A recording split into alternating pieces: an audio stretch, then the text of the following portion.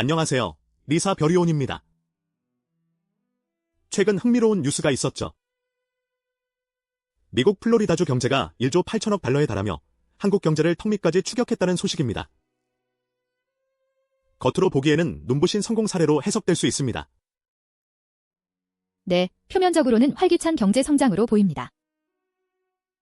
하지만 ISO 국제심사원 관점에서 보면 저는 이런 성장세 속에서 오히려 더욱 깊이 들여다봐야 할 구조적인 문제를 포착합니다. 특히 리사의 관점에서는 성과의 원인을 분석하는 것이 매우 중요합니다. 맞습니다. 저희는 이 뉴스를 리사의 FO 병목 유형, 즉 성과 착시형으로 해석하고 있습니다. 성과 착시형은 조직이 외부 환경의 호조로 인한 성공을 내부 역량 강화의 결과로 오인하거나 그 원인을 명확히 파악하지 못할 때 발생하는 병목을 의미합니다. 플로리다주의 사례도 마찬가지입니다. 그렇다면 플로리다의 경제 성장이 실제로는 착시일 수 있다는 말씀이신가요? 어떤 맥락에서 그렇게 볼 수 있습니까?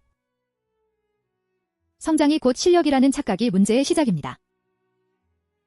예를 들어 특정 산업의 호황이나 인구 유입 같은 외부 요인이 성장에 크게 기여했는데도 조직 내부에서는 이를 자신들의 정책이나 전략이 완벽하게 성공했기 때문이라고 단정 짓는 경향이 있습니다. 바로 그겁니다. 이러한 오판은 미래 전략 수립에 치명적인 영향을 미칩니다. 실제 내부 역량 강화에는 소홀해지고 외부 환경 변화에 대한 회복 탄력성을 키우는 데 실패하게 되죠. 언젠가 외부 요인이 사라지거나 악화되면 그때서야 비로소 숨겨졌던 내부의 구조적 취약성이 드러나게 됩니다.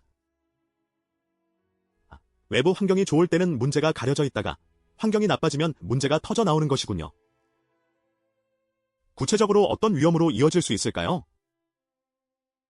가장 큰 위험은 잘못된 의사결정입니다. 실제로는 필요한 투자가 있는데도 성과에 도취되어 투자를 미루거나 반대로 불필요한 분야의 자원을 낭비할 수 있습니다. 예를 들어 시장 호황 덕분에 제품 판매가 늘었는데 이를 생산 공정의 혁신 덕분이라고 착각하고 더 많은 설비만 늘리는 시기죠. 제조 현장에서는 이런 사례가 빈번합니다. 특정 원자재 가격이 일시적으로 하락하여 생산 단가가 낮아지고 이익이 늘었는데 이를 원가 절감 프로세스가 성공했다고 보고 다른 부서의 노력을 간과하는 경우입니다. 결국 시장 상황이 정상화되면 바로 수익성 악화로 이어집니다. 결국 문제의 본질을 파악하지 못하는 것이네요. 리사는 이런 성과 착시형 병목을 어떻게 진단하고 해결합니까? 리사는 철저히 증거 기반의 분석을 강조합니다.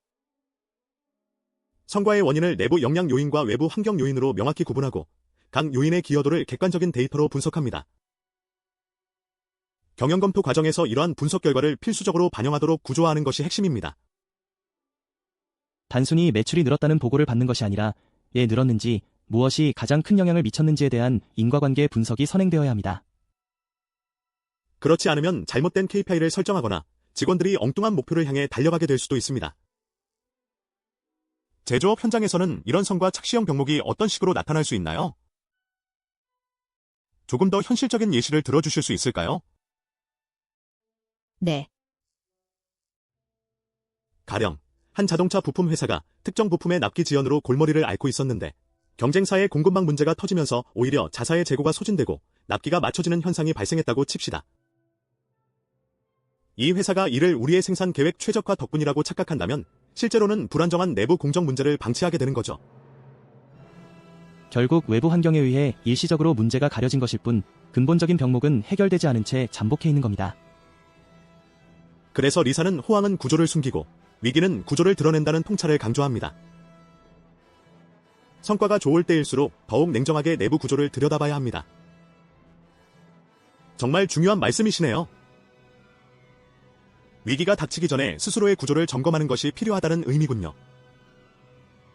그렇습니다.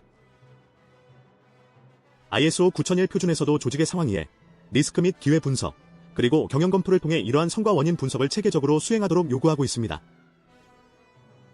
이를 제대로 이행하지 않으면 심각한 부적합 사항이 될 수 있습니다. 결국 좋은 회사는 사람이 아니라 구조가 일합니다.